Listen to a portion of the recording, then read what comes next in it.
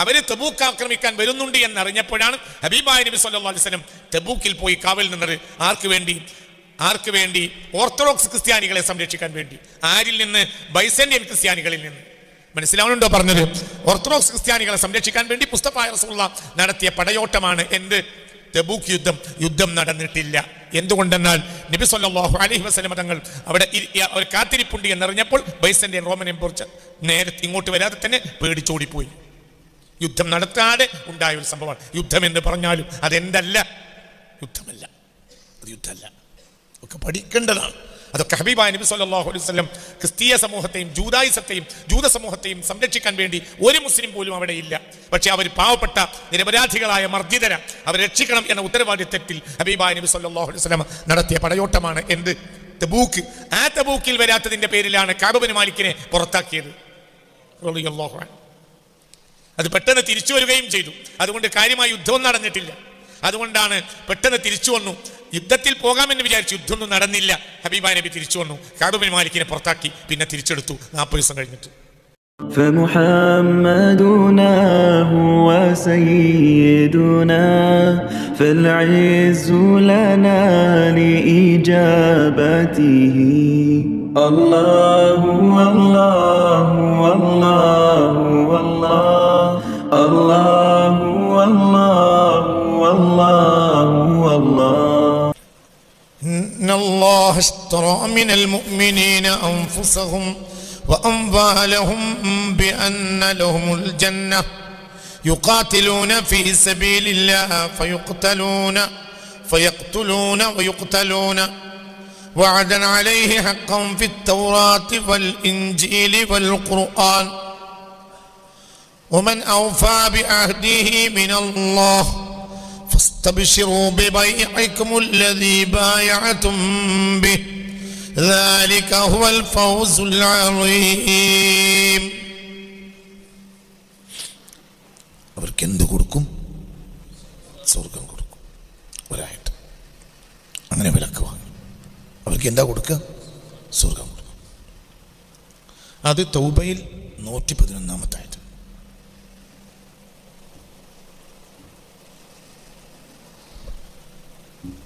ഇനി അൽ ബഖറയിൽ 207 ആയത്.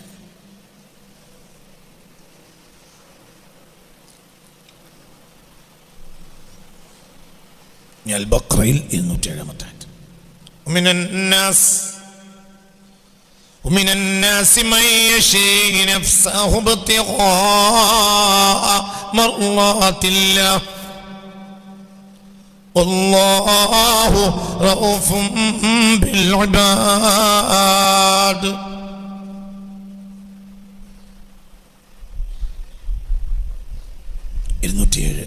അൽ ബഖറ. മറ്റേ 111 തൗബ. ഓർമ്മയില്ലേ ആയത്ത്? അൽ ബഖറ 207. ഓതിന്റെ കൂടെ أعوذ بالله من الشيطان الرجيم بسم الله الرحمن الرحيم ومن الناس من يشري نفسه ابتغاء مرضات الله والله رؤوف بالعباد. ഈ ആയത്ത് ആരുടെ കാര്യത്തിലാണ് ഇറങ്ങിയത് എന്നറിയുന്നവർക്ക് കൈപോക്കാം. ഇല്ലെങ്കിൽ വേണ്ട, ഞാൻ പറഞ്ഞുതരാം. അറിയില്ലേ? ഇത് 100 വയസ്സുകാരനായ സുഹൈബ് ബിൻ സിനാന് വേണ്ടി ഇറങ്ങിയ ആയത്താണ്. റളിയല്ലാഹു അൻഹു. അന്ന് അദ്ദേഹത്തിന് 100 വയസ്സ്. അദ്ദേഹം റോമക്കാരുടെ നാട്ടിൽ നിന്ന് മക്കയിലേക്ക് വന്നതാണ്. പിന്നെ അദ്ദേഹം മക്കയിലെ ഒരു കച്ചവടക്കാരനായി. വന്നപ്പോൾ തന്നെ അദ്ദേഹത്തിന് വയസ്സുണ്ട്. പിന്നെ ഒരുപാട് കാലം അദ്ദേഹം മക്കയിൽ ജീവിച്ചു. എന്നാലും റോമക്കാരുടെ കൂട്ടത്തിൽപ്പെട്ട ആളായതുകൊണ്ട് അദ്ദേഹം റൂമി എന്ന പേരിൽ അറിയപ്പെട്ടു. അതാണ് സുഹൈബ് ബിൻ സിനാൻ റൂമി റളിയല്ലാഹു അൻഹു. അദ്ദേഹം റോമക്കാരുടെ നാട്ടിൽ ബൈസന്റിയൻ റോമക്കാർ, ഞാൻ പറഞ്ഞിട്ടുണ്ട് നിങ്ങളോട്, റോമക്കാർ 2 റോമക്കാരുണ്ട്. ഒന്ന് അസ്ലി റോമക്കാരുമുണ്ട്, ഒന്ന് ബൈസന്റൈൻ റോമക്കാരും ഉണ്ട്. ആൻഷ്യൻ റോം തകർന്നു പോയി. ആൻഷ്യൻ റോം തകർന്നു പോയപ്പോൾ ആൻഷ്യൻ റോമൻ എംപയർ തകർന്നു. AD 3-ാം നൂറ്റാണ്ടിൻ്റെ അവസാനം. അപ്പോൾ AD 4-ാം നൂറ്റാണ്ടിൽ കോൺസ്റ്റൈൻ ചക്രവർത്തി അതിനെ ഒന്ന് ഷിഫ്റ്റ് ചെയ്ത് ഉണ്ടാക്കിയതാണ് എന്ത്? Byzantine Roman empire. ഇവിടെ ഇസ്താൻബൂളിൽ അടിസ്ഥാനപരമായി അതിൻ്റെ പേര് AD 4-ാം നൂറ്റാണ്ടോടുകൂടി അതിൻ്റെ പേര് കോൺസ്റ്റാന്റിനോപ്പിൾ എന്നാണ്.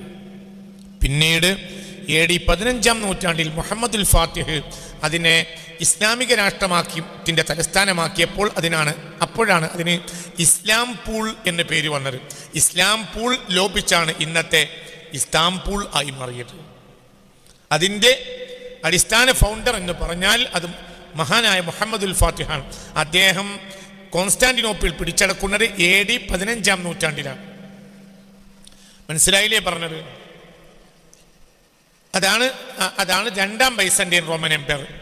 AD 4-ാം നൂറ്റാണ്ടോട് കൂടെ കോൺസ്റ്റാന്റൈൻ ചക്രവർത്തി ഉണ്ടാക്കിയതാണ്. ആൻഷ്യന്റ് റോമൻ എംപയർ തകർന്നതിന് ശേഷം പിന്നീട് AD 4-ാം നൂറ്റാണ്ടിൽ ബൈസന്റൈൻ റോമൻ എംപയർ എന്ന പേരിൽ കോൺസ്റ്റാന്റിനോപ്പിൾ തലസ്ഥാനമാക്കി കോൺസ്റ്റാന്റൈൻ ചക്രവർത്തി ഉണ്ടാക്കിയതാണ് രണ്ടാമത്തെ Byzantine Roman empire. Ancient Roman empire തകർന്നതിന്റെ തലസ്ഥാനം ഇറ്റലി ആയിരുന്നു. പിന്നീട് അത് രണ്ടാമതായി വരുന്നത് ഹോളി റോമൻ എംപയർ ആയിട്ടാണ്. അത് AD 10-ാം നൂറ്റാണ്ടിലാണ്. ഇന്ന് ബൈസന്റൈൻ റോമൻ എംപയർ നിലനിൽക്കുന്നില്ല. എന്നാൽ എന്തുണ്ട്? റോമൻ എംപയർ ഉണ്ട്.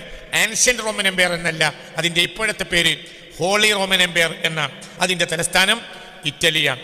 മനസ്സിലാവുണ്ടോ പറഞ്ഞത്? പഴയ റോമൻ എംപയറിന്റെ തലസ്ഥാനവും ഇറ്റലി തന്നെയായിരുന്നു. എന്നാൽ ഇടക്കാലത്ത് ബൈസന്റൈൻ റോമൻ എംപയർ ഉണ്ടായിട്ടുണ്ട്. അവിടെ അറബികൾക്ക് സുഗമമായി യാത്ര ചെയ്യാനുള്ള ഒരു സൗകര്യമുണ്ടായിരുന്നു. എന്തുകൊണ്ടെന്നാൽ അത് യൂറോപ്പിലേക്ക് തുറന്നു വെച്ച ഒരു വാതിലാണെങ്കിൽ പോലും അടിസ്ഥാനമായി അതിൻ്റെ ബന്ധം മുഴുവനും ഏഷ്യയോടായിരുന്നു. മനസ്സിലാവണില്ലേ പറഞ്ഞത്? തുർക്കിയാണ് ഒരു ഭാഗത്ത് സിറിയ, തുർക്കി ഇപ്പുറത്ത് ഇങ്ങോട്ട് വന്നാൽ എന്താ പറയുക, പേർഷ്യ ഒക്കെ വിശാലമായ സാമ്രാജ്യത്തിൻ്റെ ഏകദേശം യൂറോപ്പിൻ്റെയും ഏഷ്യയുടെയും ഒരു പ്രത്യേകമായ സ്ഥാനത്താണ് എന്തുണ്ടായിരുന്നത്. ഒരു ഭാഗത്ത് അറ്റ്ലാന്റിക്, ഒരു ഭാഗത്ത് മെഡിറ്ററേനിയൻ, അതിനിടയിൽ കയറി വരാൻ ഗോൾഡൻ ഹോൺ എന്ന കടലിടുക്ക്. ഇതൊക്കെയായിരുന്നു ആ കാലഘട്ടത്തിൽ ആ ഒരു ജോഗ്രഫിക്കൽ അതിൻ്റെ ഒരു പ്രത്യേകമായ അറ്റ്മോസ്ഫിയർ. മനസ്സിലാവണില്ലേ പറഞ്ഞത്? അവിടെ നിന്ന് മക്കയിലേക്ക് വന്ന ആളാണ് ആര്? സുഹൈബ് ബിൻ സിനാൻ റളിയല്ലാഹു അൻഹു. വളരെ ശ്രദ്ധിക്കണം. റോമി എന്ന പേരുള്ള വേറെയും ആളുകളുണ്ട്. അവരൊന്നും ആൻഷ്യന്റ് റോമൻ എംപയറിൻ്റെയോ ഹോളി റോമൻ എംപയറിൻ്റെയോ ആളുകളല്ല, പകരം ബൈസന്റൈൻ റോമൻ എംപയറിന്റെ ആളുകളാണ്. അവരോടാണ് മുസ്തഫ നബി സല്ലല്ലാഹു അലൈഹി വസല്ലം ബഹുമാനപ്പെട്ട മഹാനായ സെയ്ദ് ബിൻ ഹാരിസ റളിയല്ലാഹു അൻഹുവിന്റെ നേതൃത്വത്തിൽ പടയെ അയച്ചത്. എങ്ങോട്ട്? മുഅത്തയിലേക്ക്. ആ പ്രദേശം ഇപ്പോൾ ജോർദാനിലാണ്. മനസ്സിലാവുന്നുണ്ടോ പറഞ്ഞത്? അവര് തബൂക്ക് ആക്രമിക്കാൻ വരുന്നുണ്ട് എന്നറിഞ്ഞപ്പോഴാണ് ഹബീബായ നബി സല്ലല്ലാഹു അലൈഹി വസല്ലം തബൂക്കിൽ പോയി കാവൽ നിന്നത്.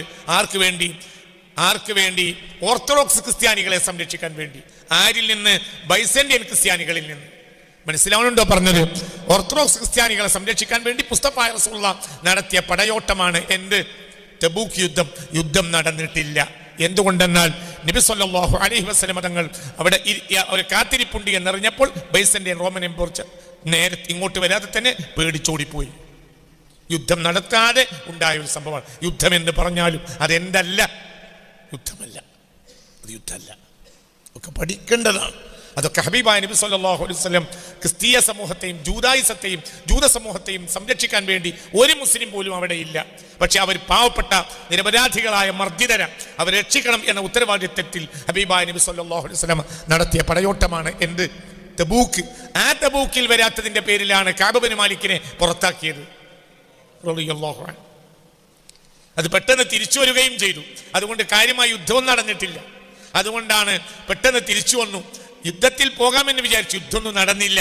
ഹബീബായ നബി തിരിച്ചു വന്നു, കഅബ് ബിൻ മാലിക്കിനെ പുറത്താക്കി, പിന്നെ തിരിച്ചെടുത്തു 40 ദിവസം കഴിഞ്ഞിട്ട്. ഞാൻ ആ ചരിത്രം ഇങ്ങനെ ഒന്ന് ഓടിച്ചു പറഞ്ഞതാണ്. മനസ്സിലായില്ലേ? ആ കൂട്ടത്തിൽ ബൈസന്റൈൻ റോമൻ എംപയറിന്റെ നാട്ടിൽ നിന്ന് മക്കായിലേക്ക് വന്ന ആളാണ് ആര്? സുഹൈബ് ബിൻ സിനാൻ റളിയല്ലാഹു അൻഹു. അദ്ദേഹത്തിന് ഈ സംഭവം നടക്കുമ്പോൾ, ഈ ആയത്തിറങ്ങുമ്പോൾ അദ്ദേഹത്തിന് 100 വയസ്സാണ് റളിയല്ലാഹു അൻഹു. ഇനി ഉണ്ടായ സംഭവം പറയാം. ഹബീബ നബി അതിനു മുമ്പ് മദീനയിലേക്ക് ഹിജ്റ പോയി. മനസ്സിലായില്ലേ? മദീനയിലേക്ക് ഹിജ്റ പോയി. സുഹൈബ് പിന്നെ വരിക, മക്കക്കാർ തടഞ്ഞു. അപ്പോൾ സുഹൈബ് റളിയല്ലാഹു അൻഹു എന്ത് പറഞ്ഞു? സുഹൈബ് റളിയല്ലാഹു അൻഹു എന്ത് പറഞ്ഞു എന്നാൽ, നിങ്ങൾക്ക് അദ്ദേഹം വലിയ വലിയ വലിയ അഷ്ഹറുഹും റമ്യൻ, ഭയങ്കര ഭയങ്കര കഴിവാ അദ്ദേഹത്തിന്. എന്തിന്? അമ്പയത്തിൽ. അപ്പോൾ സുഹൈബ് പറഞ്ഞു, തഅരിഫൂനനി, നിങ്ങൾക്ക് എന്നെ അറിയാം.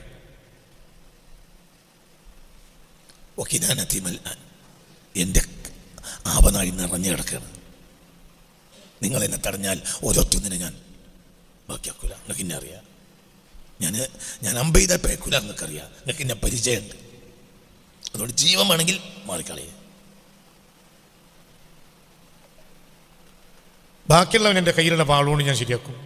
ഒരൊറ്റൊന്ന് ബാക്കിയാവില്ല. സുഹൈബിനോട് കളിച്ചാൽ സുഹൈബിൻ്റെ കഴിവ് നിങ്ങൾക്ക് അറിയും. പിന്നെ നിങ്ങൾക്ക് പണമാണ് ആവശ്യമുണ്ടെങ്കിൽ ഇന്നാലിന്ന സ്ഥലത്ത് ഞാൻ പണം വെച്ചിട്ടുണ്ട്. ഞാൻ ഇവിടുത്തെ കച്ചവടക്കാരനാണ്, ഇവിടുത്തെ പൈസക്കാരൻ നിങ്ങൾക്ക് അറിയാം. ഞാൻ ഇവിടെ വന്നുണ്ടാക്കിയതാണ്, അതും നിങ്ങൾക്ക് അറിയാം. പണം വേണോ? ഇന്നാലിന്ന സ്ഥലത്ത് പോയിക്കോളൂ. മനസ്സിലായില്ല? അവിടെ പണം ഉണ്ട്, പണം എടുത്തോളൂ. എൻ്റെ കയ്യിലില്ല, അവിടെ ഉണ്ട്. അപ്പോൾ ആയുസിൽ അപ്പോൾ സമ്മതിച്ചു. അവരെല്ലാവരും മാറി. എങ്ങോട്ട് പോയി? പണം വെച്ച സ്ഥലത്തേക്ക് പോയി. സ്വർണ്ണ നാണയക്കൂട്ടം വെച്ച സ്ഥലത്തേക്ക് പോയി. അപ്പോൾ എന്ത് നഷ്ടപ്പെട്ടു? എന്താ നഷ്ടപ്പെട്ട്? ആയുസിന്റെ സമ്പാദ്യം നഷ്ടപ്പെട്ടു. ആർക്ക്? സുഹൈബിന് റളിയല്ലാഹു അൻഹു. അങ്ങനെ സുഹൈബ് റളിയല്ലാഹു അൻഹു വളരെ ചിന്തിക്കണം. നഷ്ടം ലാഭം അതൊന്നും മുഅ്മിനിന് ഒരു പ്രശ്നമില്ല. മുഅ്മിൻ എപ്പോഴും ലാഭമാണ്. ആയുസ് മുഴുവൻ സമ്പാദിച്ചതാ. വലിയ മുതലാളിയാ, സ്വർണ്ണ കച്ചവടക്കാരനാ. തിരിച്ചു വരിക. പിന്നെ മദീനയിലേക്ക് വന്നു. മദീനയിൽ അവ്വലു മൻ ലഖയഹു അബൂബക്കർ. അപ്പോൾ ആദ്യം കണ്ടുമുട്ടിയത് അബൂബക്കറിനെയാണ് റളിയല്ലാഹു അൻഹു. അപ്പോൾ ഫഖാല അബൂബക്കർ സിദ്ദീഖ് റളിയല്ലാഹു അൻഹു പറഞ്ഞു, റബിഹൽ ബൈഅ റബിഹൽ ബൈഅ, ലാഭക്കച്ചവടം ലാഭക്കച്ചവടം ലാഭക്കച്ചവടം എന്ന് പറഞ്ഞു. സത്യത്തിൽ എന്ന് നടന്ന് നഷ്ടക്കച്ചവടം. അപ്പോൾ സുഹൈബ് ചോദിച്ചു, അബൂബക്കർ എന്താണ്ടായത്? എന്തുണ്ടായത്? അബൂബക്കർ സിദ്ദീഖിനേക്കാൾ എത്രയോ വയസ്സ് കുറവാണ്. സുഹൈബിനേക്കാൾ റളിയല്ലാഹു അൻഹു എത്ര വയസ്സ് കുറവാണ് ആർക്ക്? സിദ്ദീഖിലൊക്കെ പറഞ്ഞു. എന്താ അബൂബക്കർ ഉണ്ടായത്? എന്തിനാ ലാഭക്കച്ചവടം എന്ന് പറഞ്ഞാൽ എന്തേ? അപ്പോൾ പറഞ്ഞു, നസലത്ത് ഫീക്കൽ ആയ, നിനക്ക് വേണ്ടി ആയത്തിറങ്ങിയിട്ടുണ്ട് ഇന്നലെ. നമ്മളെല്ലാവരും ഇരിക്കും റസൂലുള്ളാഹിത്തോടി. ഇത് സുഹൈബിന്റെ കാര്യത്തിൽ ഇറങ്ങിയ ആയത്താണെന്ന് ഞങ്ങളോട് പറയുകയും ചെയ്തു. ഈ ആയത്താണ് ഏത്? അൽ ബഖറ 207. മറക്കരുത്. ഉമർ ഇബ്നുൽ ഖത്താബ് റളിയല്ലാഹു അൻഹു മരിച്ചപ്പോൾ ഇമാമത്തുന്നത് സുഹൈബാണ്. പിന്നെയും വയസ്സ് കൂടി. എത്രയോ വയസ്സ്. ഈ സംഭവം നടക്കുമ്പോൾ 100 വയസ്സാണ്. മനസ്സിലായില്ലേ? ആരുണ്ടായിരിക്കവേ ഇമാമത്തുന്നു. ഇബ്നു ഉമർ റളിയല്ലാഹു അൻഹു. ഇബ്നു ഉമർ ആരാ? മിൻ അഷ്ഹരിൽ ഫുഖഹാഇ മിൻ അസ്ഹാബി റസൂലില്ലാഹ്. സ്വഹാബത്തിലെ ഏറ്റവും വലിയ ഫഖീഹാണ് ആര്? ഇബ്നു ഉമർ റളിയല്ലാഹു അൻഹു. ഭയങ്കര ഫഖീഹ. അത്രയും വലിയ പണ്ഡിതനാ. ആര്? ഇബ്നു ഉമർ. ആരാണ് ഇബ്നു ഉമർ? സ്വന്തം മകൻ ഉണ്ടായിരിക്കവേ ഇമാമത്തിനത് ആരാ? സുഹൈബ. എന്തുകൊണ്ട്? നസലത്ത് ഫീൽ ആയ, അദ്ദേഹത്തിന്റെ കാര്യത്തിൽ ആയത്തിറങ്ങിയിട്ടുണ്ട്. മിനന്നാസ്. ആയത്തോട് ആയത്തിലും മറ്റേ ആയത്തിലും ഈ ആയത്തും തമ്മിൽ ഭയങ്കര വ്യത്യാസമാണ്.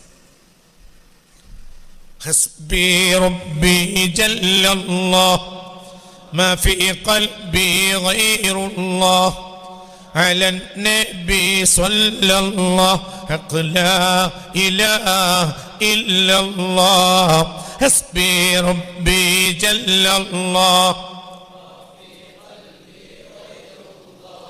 على النبي صلى الله لا إله الله الله الله الله الله الله عليه توكل الله الله الله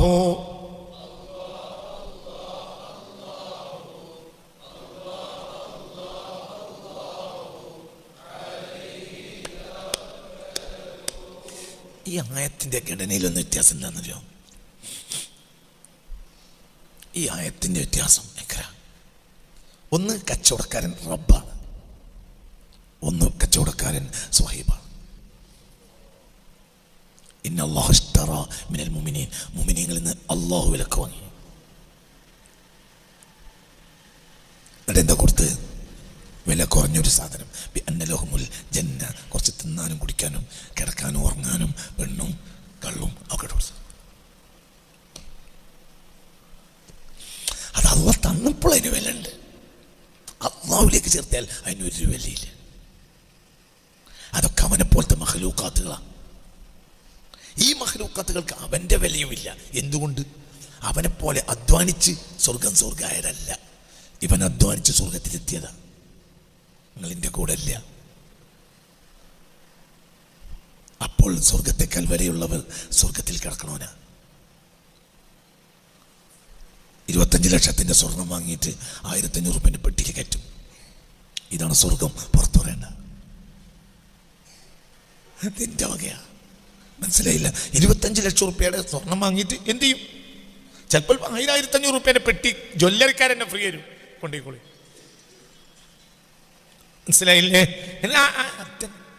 സ്വർഗം. മുഅ്മിനും സ്വർഗം നോക്കിയാൽ വില ആർക്കാ? മുഅ്മിന് അല്ലാതെ സ്വർഗത്തിലെ ഏതെങ്കിലും ഒരു വസ്തുവിന് പറയാൻ പറ്റുമോ ഞങ്ങൾ കഷ്ടപ്പെട്ട് സ്വർഗം ആയതാണ്?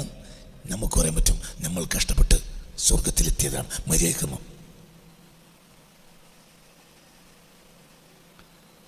മനസ്സിലായില്ലേ? ബദരീങ്ങളായ ആളുകൾ സ്വർഗത്തിലേക്ക് ചെല്ലുന്ന രംഗം മുസ്തഫ നബി പറയുന്നുണ്ട്. മഹ്ശർ നടന്നുകൊണ്ടിരിക്കുമ്പോൾ അവർ സ്വർഗത്തിലല്ലോ.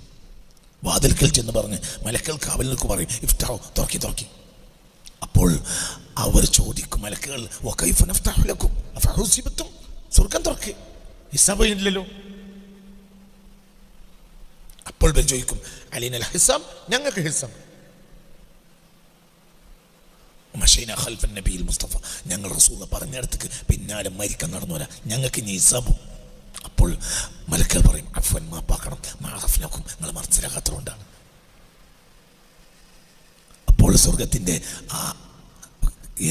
എന്ത് തുറക്കും? സ്വർഗത്തിൽ വിശ്രമിക്കാനുള്ള ഒരു ഏരിയ തുറന്നു കൊടുക്കും. ഫയഖീലൂന ഫിഹാ, വലിയ വാതിലല്ല, ഒരു ഏരിയ വാതിൽ തുറന്നു കൊടുക്കും. ഫയഖീലൂന ഫിഹാ, അവർ കൈലൂലത്ത് കിടക്കും. പകൽ കിടക്കുന്ന കിടത്തത്തിനാണല്ലോ എന്ത് പറയാ?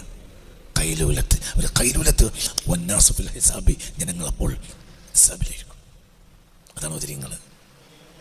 അള്ളാഹു ഒരു ഹക്ക് വർക്കത്തുകൊണ്ട് അള്ളാഹു നമ്മളെ രക്ഷപ്പെടുത്തി തരട്ടെ. മനസ്സിലായില്ലേ? പേടിക്കും. പേടിക്കാണില്ല. ഒന്ന് അള്ളാഹ് വാങ്ങി, അള്ളാഹ് കച്ചവടക്കാരൻ അള്ളാഹ്. പിന്നെ മനുഷ്യരിലുണ്ട് ചില ആളുകൾ അവരുടെ നഫ്സിനെ, മനസ്സിലായില്ലേ, അവരുടെ നഫ്സിനെ വിലക്ക് വാങ്ങും. എടുത്തു പോയി നോക്കി വീട്ടിൽ പോയിട്ട് ഇത് പഠിക്കുക. ഇതൊക്കെ എത്ര ആഴങ്ങൾ അതിലൊക്കെ കിടക്കുന്നത്. തൗബയിലെ 111. അവിടെ കച്ചവടക്കാരൻ ആര്? അല്ലാഹു. എന്റെ വാങ്ങിയേ? ഇവരുടെ നഫ്സ്. ശരി, ഈ വഴി ഇപ്പുറത്ത് അൽ-ബഖറ 107. മനുഷ്യരിലുണ്ട് ചില ആളുകൾ അവര് വിലക്ക് വാങ്ങും. നഫ്സ്, അവരെ നഫ്സിനെ അവരോട് വാങ്ങും.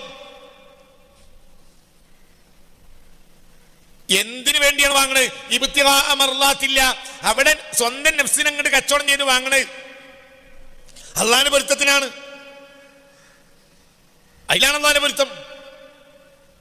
മനസ്സിലായില്ലേ? ചിന്തിക്കണം. ഇതൊരു വ്യക്തിയാണ്. മുഅ്മിനീങ്ങളായ നാസിലുണ്ട്, അതർത്ഥം. ഒമിനൽ മുഅ്മിൻ, അത് പരക്കച്ചോറ. സ്വർഗത്തിന് വേണ്ടി പണിയെടുക്കുന്ന പരക്കച്ചോറ എന്നൊക്കെ പറഞ്ഞത് മനസ്സിൽ. ഇവർക്ക് പൊരുത്തം, ഇവരുടെ ലക്ഷ്യം എന്തുമല്ല.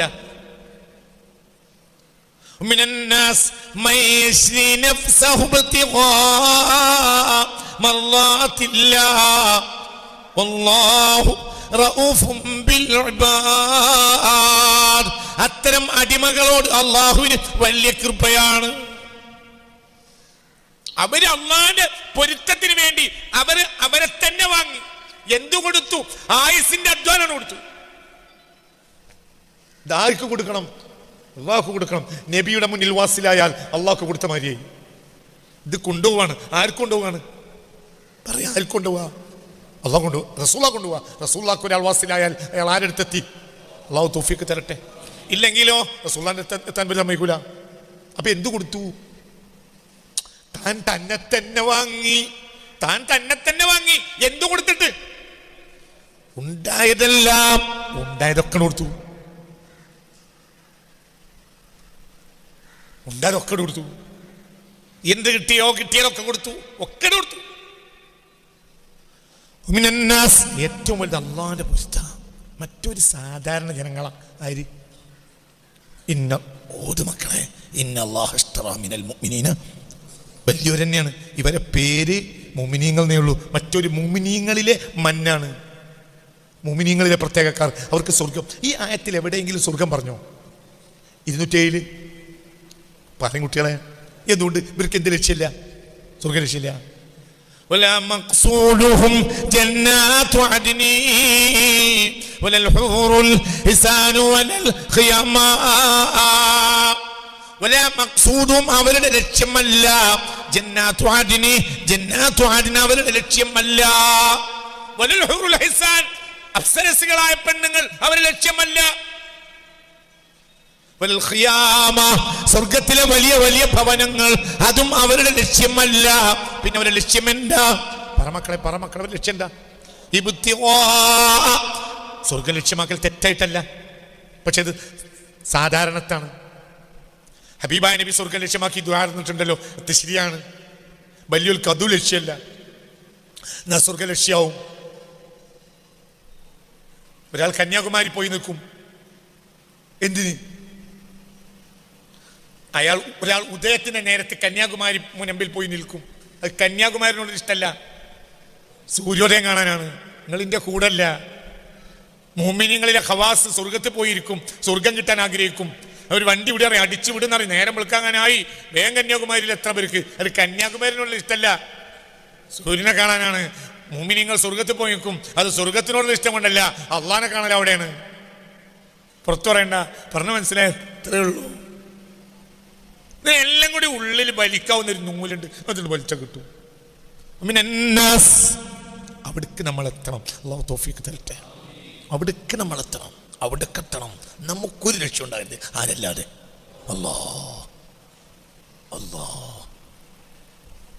ചിന്തിക്കും. വർത്താനല്ല, സ്വർഗമില്ല. ചില ആളുകളുണ്ട്, അവരെ സ്വർഗം കൊതിക്കുമെന്ന് മുഹമ്മദ് മുസ്തഫ. സ്വർഗത്തെ അവർ കൊതിക്കല്ല, സ്വർഗം ഓരോന്ന് കിട്ടി എന്നായിരുന്നല്ലോ ആര് പറയും. സ്വർഗം മനസ്സിലായില്ലേ? ചിന്തിക്ക്. കല്യാണം ഉണ്ടായപ്പോൾ ഒരുത്തൻ അങ്ങാടിയിൽ സാധാരണ അങ്ങോട്ടും ഇങ്ങോട്ടും നടക്കുന്ന ഒരുത്തൻ പറഞ്ഞു, അല്ല അജരെ നമ്മളോടൊന്ന് കല്യാണം പറയില്ലേ? അപ്പോ അങ്ങാടി തന്നെ എന്ത് പറഞ്ഞു? കല്യാണത്തിനാണോ? കല്യാണത്തിന് ഒരു പണിയില്ലാത്തവന് കല്യാണത്തിന് വന്നാൽ അവന്റെ രാവിലെ മുതലേ അവിടെ ഉണ്ടാവും, വൈകുന്നേരം വരെ അന്നത്തെ ഫുൾ ചെലവന് അവിടെ നടക്കും. അതേ സമയത്ത് ഈ കല്യാണപ്പരക്കാരൻ മന്ത്രിനെ വിളിക്കും. എങ്ങനെയാണ്? നിങ്ങൾ രാവിലെ മുതലേ എത്ര കേട്ടോ എന്നല്ലേ പറയാ. അങ്ങാടി കണ്ടപ്പോൾ നമ്മുടെ കല്യാണം ഞാൻ വിട്ടുപോയതാണ്, എന്നോടൊക്കെ പ്രത്യേകിച്ച് പറയേണ്ടതുണ്ടോ?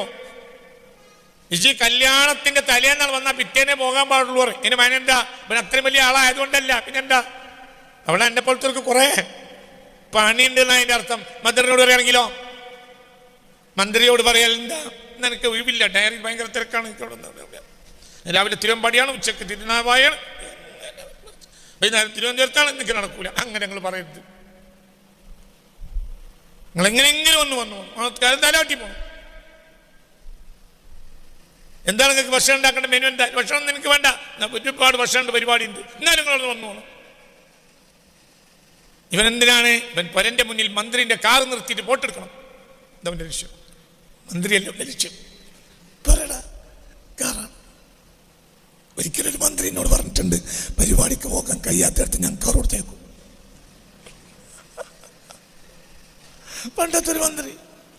കാരണം ഞങ്ങൾക്ക് ഒൽക്കത് മതി, ഒൽക്കം തട്ടിയ മതി, കാറ് മുറ്റത്തെത്തി പോട്ടെടുത്തു. മന്ത്രി ഒന്നും ആയാലും മനസ്സിലായില്ലേ? ചിന്തിക്കണം. ഒരു വ്യത്യാസം, ലക്ഷ്യങ്ങൾ വ്യത്യാസമാണ്. ഒരു വലിയ ലക്ഷ്യമില്ല, ആരേ ഉള്ളൂ? അല്ലാഹു. ഒന്നുമില്ല, സ്വർഗ ലക്ഷ്യമല്ല.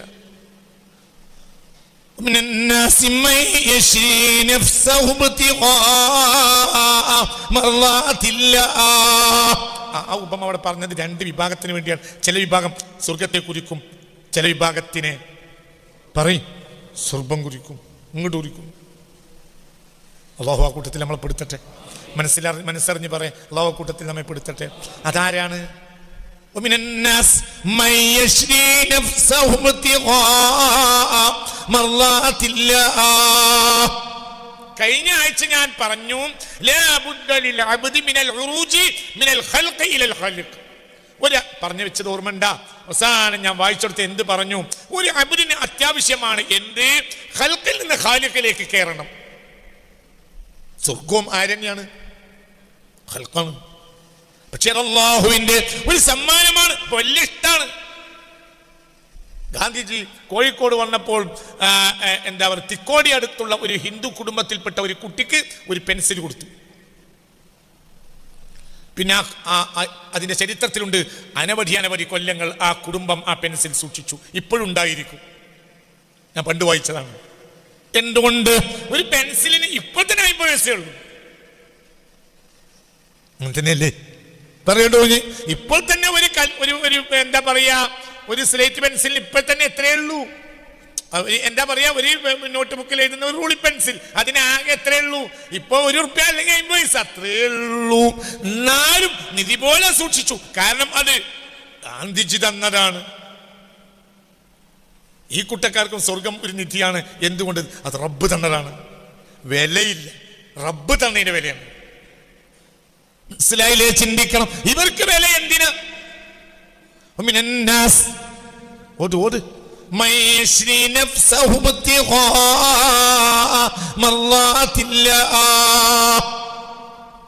എന്ന് ഉളൂഇന് ഒരു തഫ്സീർ പറയുന്നുണ്ട് ബഹുമാനപ്പെട്ട ഇസ്മായിൽ ഹഖിൽ ബറൂസവി റളിയല്ലാഹു അൻഹു. മുഅ്മിനീങ്ങളോട് അല്ലാഹു സുബ്ഹാനഹു വ തആല 2 കാര്യത്തിന് കൽപ്പിച്ചു. ഉളു എടുക്കുക, ഉളു എടുത്താൽ 2 റക്അത്ത് സുന്നത്ത് നിസ്കരിക്കുക. ഉളു എന്താണ്? ഉളു ഒരു തബ്രീഅത്താണ്, ഒരു ഒഴിവാകലാണ്. ഞാൻ ഖൽഖിൽ നിന്നെല്ലാം ഒഴിവാക്കി. നിസ്കാരം ഒരു ഉസൂലാണ്. ചേരുക ആരിലേക്ക്? അല്ലാഹുവിലേക്ക്. എനിക്കൊന്നും വേണ്ട, കൈയഴുകി. ഏതെങ്കിലും ഒരാൾ ഒരു രക്ഷപ്പെടാവുന്ന ഒരു ന്യായം പറഞ്ഞ് അവനെപ്പറ്റി എന്ത് പറഞ്ഞ് മൂപ്പര് കൈയഴുകിയിട്ടാ എങ്ങനെയല്ലേ പറയും? ഈ ആയത്തിന്റെ വ്യാഖ്യാനത്തിൽ ഇസ്മായിൽ ഹഖിൽ ബറൂസവി തങ്ങൾ പറയുകയാണ്, യുശീറു ബിദാലിക ഇലൽ ഇൻഖിതാഇ മിനൽ ഖൽഖി ഇലൽ ഖൽഖി. ഒരാൾ മുറിയണം, മിനൽ ഖൽഖി സൃഷ്ടികളിൽ നിന്ന് മുറിയണം, ഇലൽ ഖാലിഖി സൃഷ്ടാവിലേക്ക് മുറിയണം. സൃഷ്ടിയിൽ നിന്ന് സ്രഷ്ടാവിലേക്ക് മുറിയണം. സൃഷ്ടി സ്രഷ്ടാവ്, സൃഷ്ടാവ് എന്ന് പറയും ചില ആളുകൾ, അത് തെറ്റാണ്. സൃഷ്ടി സാ കഴിഞ്ഞിട്ട് ഇതാണ് സൃഷ്ടി. സ്രഷ്ടാവ് സൃ അല്ല, ശ്രയാണ്. മനസ്സിലായില്ലേ? ഭീമമായ തെറ്റാണ്. സൃഷ്ടി സൃഷ്ടാവല്ല. സൃഷ്ടാവെന്നാ നമ്മളൊക്കെ പറയാം, ഒക്കെ തെറ്റാണ്. സൃഷ്ടാവല്ല, സ്രഷ്ടാവാണ്. മനസ്സിലാവണില്ലേ പറഞ്ഞത്? അപ്പോൾ എന്തിൽ നിന്ന്? മിനൽ ഖൽഖി സൃഷ്ടിയിൽ നിന്ന് ഇലൽ ഖാലിഖി സ്രഷ്ടാവിലേക്ക് മുറിയണം. അതാണ് പറഞ്ഞ ആയത്തിന്റെ അർത്ഥം. വഫിൽ ഹദീത്തി, ഹദീത്തിൽ ഉണ്ട്, ഹബീബായ നബി പറഞ്ഞിട്ടുണ്ട്, യാ അനസു, എൻ്റെ അനസേ, ഇനിസ്തതഅത അൻ തകൂന അബദൻ അലാ വുളൂഇൻ, വുളൂ എപ്പോഴും ചെയ്യാൻ നിനക്ക് കഴിയുമെങ്കിൽ ഫഫഅൽ, നീ അത് ചെയ്യുക. നിനക്ക് എപ്പോഴും വുളൂ ചെയ്യാൻ കഴിയുമെങ്കിൽ വുളൂ ചെയ്യുക. ഫഇന്ന മലക്കൽ മൗതി ഇദാ ഖബല റൂഹൽ അബ്ദി, ഒരടിമയുടെ റൂഹിനെ മലക്കുൽ മൗത്ത് പിടിക്കുകയാണെങ്കിൽ, അലാ വുളൂഇൻ, വുളൂഓടുകൂടി പിടിക്കുകയാണെങ്കിൽ, കുതിബ ലഹു ഷഹാദ, ആ വ്യക്തിക്ക് രക്തസാക്ഷിയുടെ സ്ഥാനം നൽകപ്പെടും. അല്ലാഹുമ്മ ജഅൽനാ മിൻഹും, അല്ലാഹുമ്മ ജഅൽനാ മിൻഹും, അല്ലാഹുമ്മ ജഅൽനാ മിൻഹും, അല്ലാഹുമ്മ ജഅൽനാ മിൻഹും. ദായിമുൽ വുളൂ ഉള്ള ആളുകൾക്ക് കൈപൊക്കാം. പണ്ട് ഞാൻ പലവട്ടം പറഞ്ഞിട്ടുണ്ട്. വുളൂ ദായിമാക്കുന്ന ആളുകൾക്ക് കൈപൊക്കാം. കുട്ടികളല്ല, വലിയൊരു ഇന്നു മുതൽ തയ്യാറാക്കണം. അപ്പോൾ അവൻ ആരാണ്? രക്തസാക്ഷിയാ. ആരോട് ഹബീബായ നബി പറഞ്ഞു? അനസ് ബിൻ മാലിക്. ഉറക്കപ്പറ, ആരോട് പറഞ്ഞു? അനസ് ബിൻ മാലിക്കിനോട് ഹബീബായ നബി പറഞ്ഞു, ഇനിസ്തതഅത, എപ്പോഴും പുതുക്കാൻ നിനക്ക് കഴിയുമെങ്കിൽ, വീണ്ടും പുതുക്കുക, പിന്നെയും പുതുക്കുക, കുറഞ്ഞ വെള്ളം കൊണ്ട് പുതുക്കുക. കുറഞ്ഞ വെള്ളം കൊണ്ടുള്ള വുളൂആണ് അല്ലാഹുവിന് ഏറ്റവും ഇഷ്ടമുള്ള വുളൂ. കുറഞ്ഞ വെള്ളം കൊണ്ട് വുളൂ കൊടുക്കുക. മനസ്സിലായില്ലേ? ചിന്തിക്കണം. എന്നിട്ട് എന്ത് ചെയ്യാ? വുളൂഇന്റെ 2 റക്അത്ത് നിസ്കരിക്കുക. ഹബീബായ നബി പറഞ്ഞു, ലിഅന്ന ദാലികൽ വുളൂഅ ഇശാറ ഇലൽ ഇൻഫിസാലി അമ്മാ സിവല്ലാഹ്. അല്ലാഹ് അല്ലാഹ് അല്ലാഹു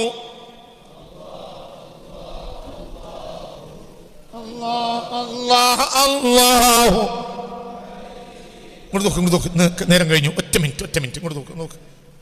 لأن ذلك الوضوء ഏതായത്തിന്റെ വ്യാഖ്യാനം?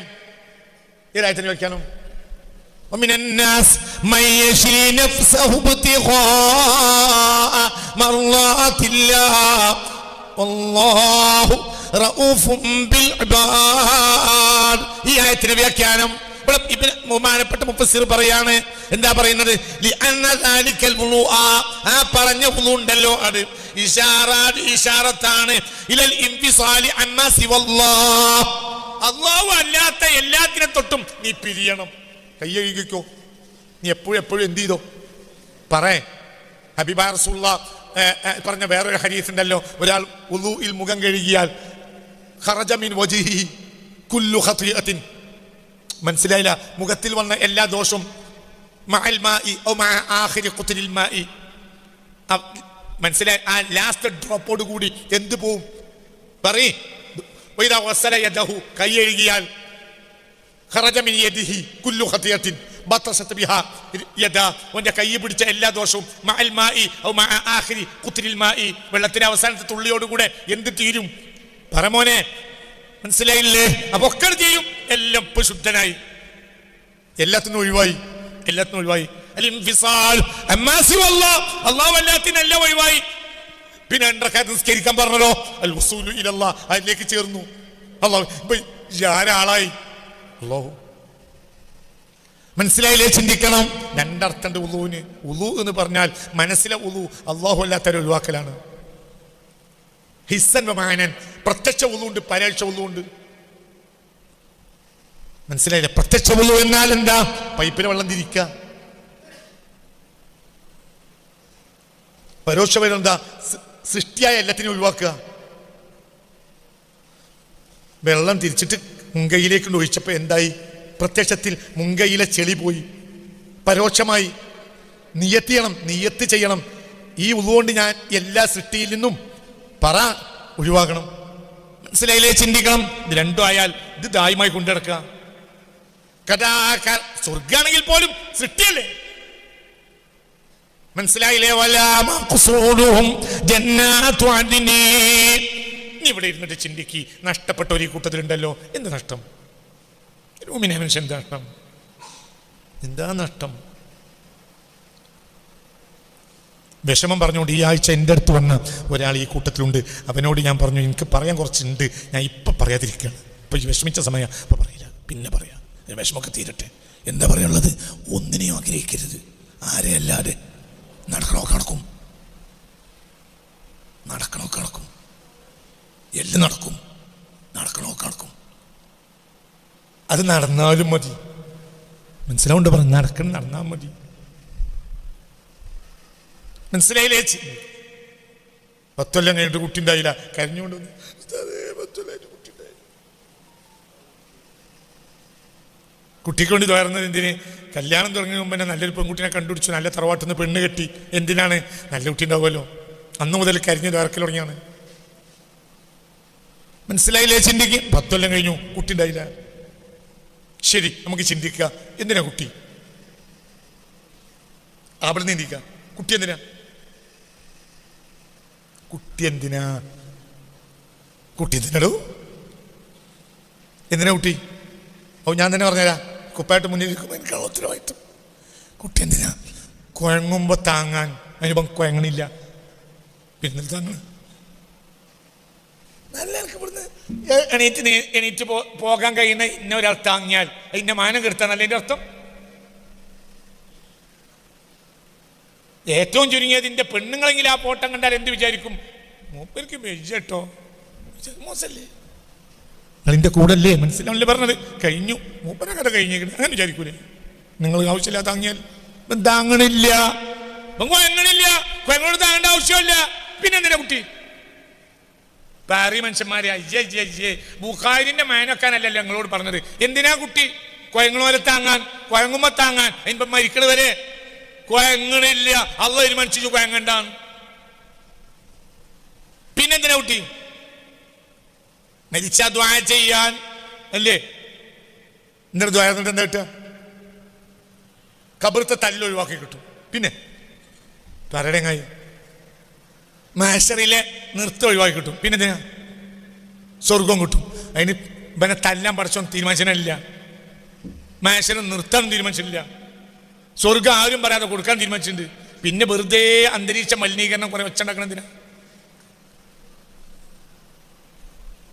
ഇവൻ 10-25 കൊല്ലം ദ്വാർന്ന് പഠിച്ചോനെ കുട്ടിണ്ടാണേ അങ്ങനെ ഇപ്പം മരിച്ച് മലക്കുകൾ ഇവനെ തല്ലോ. അർജുന വാ, അനക്കൊരു തല്ല് ഒഴിവാക്കി തരാൻ വരെ വിവാഹമല്ല, ഒരു കുട്ടി വരെ എനിക്ക് ഇല്ലല്ലോ എന്ന് മലക്ക് പറയും. കുട്ടി ഉണ്ടാക്കി തരാത്ത അള്ളാഹ് ഉത്തരവാദിത്തല്ലേ? കുട്ടി ഉണ്ടാണ് പണിയൊക്കെ എടുത്തില്ലേ? ബന്ധം എല്ലാവർക്കും പൈസ കൊടുത്തില്ലേ? ഇവൻ നിശ്ചയം കഴിച്ചിട്ടില്ലേ? ഇവൻ കല്യാണം ഉണ്ടാക്കിയില്ലേ? ഇവൻ പെണ്ണുങ്ങളൊപ്പം കടന്നുറങ്ങിയിട്ടില്ലേ? പെണ്ണുങ്ങൾക്ക് ചെലവിന് കൊടുത്തിട്ടില്ലേ? കരിഞ്ഞു തുറന്നിട്ടില്ലേ? ഇപ്പൊ കുട്ടിൻ്റെ അകത്ത് ഇവന്റെ ഉത്തരവാദിത്ത? ഇവൻ ലാഭക്കാരനല്ലേ എങ്ങായി? ഇവന്റെ ലാഭം എന്താ? ഇവന് ഇംഗ്ലീഷ് മീഡിയത്തിന് പൈസ കൊടുക്കണ്ട.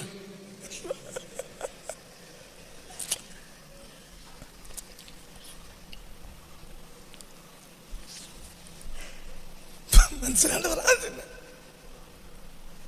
ഇംഗ്ലീഷ് മീഡിയത്തിൽ പൈസ കൊടുക്കണ്ട, ഒന്നും പൈസ കൊടുക്കണ്ട, ഒന്നുമില്ല, ഒന്നും ബേജാറില്ല. ഇവൻ അയച്ചത് ഇവൻ തന്നെ തിന്ന. ഇവന് ബീഫ് വാങ്ങണ്ട, മട്ടൻ തന്നെ വാങ്ങ. 8-10 പേര് മക്കളുള്ളവർക്ക് മട്ടൻ വാങ്ങൽ നടക്കൂല. മനസ്സിലായില്ലേ? ബീഫ് തന്നെ കിട്ടിയ അൽഹംദുലില്ലാ. 700 വർത്താനല്ല 300 ഒരാഴ്ചയിൽ. മനസ്സിലായില്ലേ? പിന്നെ 300 ബീഫ് വാങ്ങാ, 700 മട്ട പിന്നെ നടക്കൂല. കാരണം പിന്നെ 6-8-9 കുട്ടികളാണ്. എങ്ങനെ നടക്കുക? അപ്പൊ പിന്നെ എന്ത്? നല്ല ഇറച്ചിയും പൊറാട്ടിയും മട്ടനും ചാപ്സും ചിക്കനും അങ്ങനെ തിന്ന് മാറണ വണ്ടി മാറി അങ്ങനെ പോകാം. കാരണം പിന്നെ എന്തില്ല പറയണ്ട ചങ്ങായി, എന്തൊക്കെയാ ലാഭം? ഇവന്റെ കരണ്ട് ബില്ല് കുറയും. കാരണം 2 ആൾ മാത്രമുള്ള പൊരയിൽ കരണ്ട് ബില്ല് കുറയും. കരണ്ട് ബില്ല് കൂട്ടുന്ന മഹാന്മാർക്കാണ് കുട്ടികൾ എന്ന് പറയുന്നത്. കാരണം അവര് ഫാനിടുക. എനിക്ക് വീട്ടിൽ ചെന്നാൽ ആകെയുള്ള പണി അതാണ്, ഫാൻ ഓഫ് ആക്കുക, ലൈറ്റ് ഓഫ് ആക്കുക. അത് കഴിഞ്ഞ് തിരിഞ്ഞ് നമ്മളൊന്ന് മൂത്രിച്ച് തിരിച്ചു വരുമ്പോൾ അതേ ഫാന് പിന്നിട്ടുണ്ടാവും. കാരണം ഇടുക എന്നതും ബാപ്പാന്റെ കരണ്ട് ബില്ല് കൂട്ടുക എന്നതുമാണ് അവരെ ഉത്തരവാദിത്വം. അത് കാണുമ്പോൾ ഓഫാക്കുക എന്നുള്ളതാണ് നമ്മൾ ഉത്തരവാദിത്വം. ഇവന് കരണ്ട് ബില്ല് കൂടൂല്ല, അവനെന്ത് ഭാഗ്യക്കാരനാ? മുട്ടൂല്ല, തട്ടൂല്ല, കൂട്ടൂല്ല, ഒന്നുമില്ല. ഭാഗ്യക്കാരനല്ലേ? ഇവൻ ആരാ വേണ്ടത്? പഠിച്ചോനല്ലേ? മനസ്സിലായില്ലേ? അപ്പല്ലേ നമുക്കൊക്കെ തുറന്നു തരട്ടെ. ഞാൻ എൻ്റെ കുട്ടികളോട് പറഞ്ഞത് എന്തിനാ? നിങ്ങൾ ആരെയും ആശ്രയിക്കണ്ട. ആരെ? ഇനി കുട്ടി ഉണ്ടായാൽ തന്നെ ഈ കുട്ടി ദ്വാർക്കുന്നു, ദ്വാരനാ പഠിച്ചോൻ സ്വീകരിക്കുന്നു. എന്തുറപ്പുള്ളത്? കുട്ടികൾ പറഞ്ഞാൽ അള്ളാഹ് സ്വീകരിക്കൂല, സാരിയങ്ങൾ പറഞ്ഞാൽ സ്വീകരിക്കുള്ളൂ. അപ്പോൾ വല്ലതും എതിരോലഹൂന്ന് ഇക്കാലം വരെ ഒരു ഗവേഷണം നടത്തിയിട്ട് ഒരു ഹദീസ് ഞാൻ കണ്ടിട്ടില്ല. എല്ലാ ഹദീസിലൊക്കെ വലതും സ്വാലിഹും എതിരോലഹൂന്നാണ്. സ്വാലിഹ കുട്ടി ഇറക്കണം. വാപ്പ മരിച്ചപ്പോൾ എൻ്റെ വാപ്പനോട് ഇടക്കിടക്ക് പറയുന്ന ഒരു കഥ, അതിൽ ഒരു കുത്തുണ്ട്. ഒന്ന് കുത്തലാണ് വാപ്പൻ്റെ ഉദ്ദേശം. എടാ, ഒരു വാപ്പാൻ്റെ കഥ, കാളിയരായിരുന്നൊരു വാപ്പാൻ്റെ കഥ ഞാൻ പറഞ്ഞുതരാം. എന്താ വാപ്പ കഥ? വാപ്പ കഥ പറയും. സാലിയായ വലിയ കാളിയരായൊരു കാളിയർ ആലിമുണ്ട്, മകൻ ഒരു കമ്മ്യൂണിസ്റ്റ് എറിഞ്ഞു. വാപ്പ പറയും, അങ്ങനെ എന്തോ ഒരു വികൃതിക്ക് ഈ മകനെ പിടിച്ച് കണ്ണൂർ സെൻട്രൽ ജയിലിൽ കൊണ്ടുപോയ കാലത്താണ് വാപ്പ മരിച്ചത്. അങ്ങനെ കണ്ണൂർ സെൻട്രൽ ജയിലിൽ നിന്ന് ഇറങ്ങി കുറെ കാലം കഴിഞ്ഞിട്ട് ശിക്ഷയൊക്കെ കഴിഞ്ഞ് ഇറങ്ങി വന്നിട്ട് നേരെ എന്ത് ചെയ്തു? ഒരു ചോന്നക്കൊടി എൻ്റെ വാപ്പ പറയാം, എൻ്റെ വാപ്പനോട് പറഞ്ഞതാ, എന്ത് ചെയ്ത്? ഒരു ചോന്നക്കൊടി വാങ്ങി നേരെ ബാപ്പാന്റെ ഖബറിന്റെ മേലെ കുത്തിയിട്ട്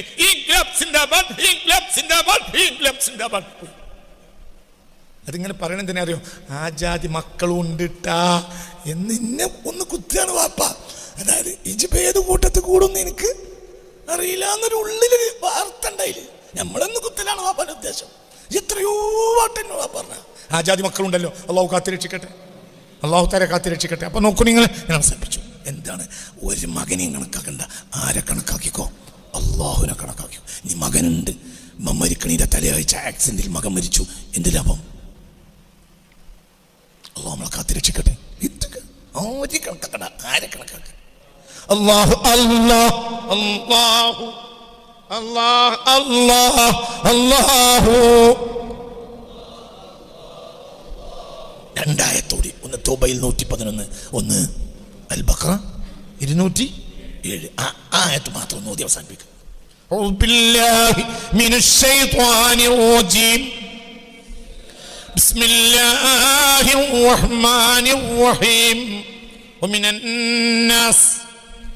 الناس من يشري نفسه ابتغاء مرضات الله والله رؤوف بالعباد. ومن الناس മുഅ്മിനീങ്ങളിലുണ്ട് ചില ആളുകൾ, മറ്റേ മുഅ്മിനീങ്ങൾ പൊതുവെ, ഇത് മുഅ്മിനീങ്ങളിൽ ചില ആളുകളുണ്ട്, യശ്രി അവർ വിലക്ക് വാങ്ങും, നഫ്സഹു അവരെ തന്നെ, എന്തിന്?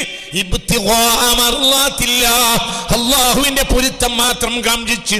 അല്ലാഹു തആലയാകട്ടെ റഊഫുൻ ഏറെ കൃപയുള്ളവനാണ് ബിൽ ഇബാദി ഇത്തരം ദാസന്മാരോട്. അതായത് സ്വർഗ്ഗത്തിനല്ല അവർ പണിയെടുത്തത്, ആരെ പൊരുത്തത്തിനാണ്? അല്ലാഹ്. വമിനൻ നാസ് من يشري نفسه ابتغاء مرضات الله والله رؤوف بالعباد. ആരെ കാര്യത്തിൽ ഇറങ്ങിയതാ? സുഹൈബ് ബിൻ സിനാൻ റൂമി റളിയല്ലാഹു അൻഹു. മക്കക്കാരനല്ല, മക്കയിൽ വന്നതാണ്. ബൈസന്റൈൻ റോമക്കാരുടെ കീഴിലുള്ള ആളാണ്. പിന്നെ അറബിയായി, പിന്നെ മദീനയിലേക്ക് ഹിജ്റ പോയപ്പോൾ മക്കക്കാരുടെ പ്രശ്നമുണ്ടാക്കലുണ്ടായി. അവിടുന്ന് എല്ലാം നഷ്ടപ്പെടുത്തിയല്ല, അവർക്ക് അത് കൊടുത്തു, ഇങ്ങോട്ട് വന്നു. അപ്പോൾ സിദ്ദീഖുൽ അക്ബർ മദീനയിലെത്തിയപ്പോൾ ഇവരോട് പറഞ്ഞു, റബിഹൽ ബയോ, ഇന്നത്തെ കച്ചവടം നീ നടത്തിയ കച്ചവടം ലാഭം തന്നെയാണ് കേട്ടോ. എന്തേ അബൂബക്കറേ? അപ്പോൾ പറഞ്ഞു, നസലത്ത് ഫീക്കൽ ആയ, നിന്റെ കാര്യത്തിൽ അല്ലാഹു തആല ആയത്തിറക്കിയിട്ടുണ്ട്. അല്ലാഹു തആല ആ തൗഫീഖ് നമുക്കും തരട്ടെ. അൽ ഫാത്തിഹ.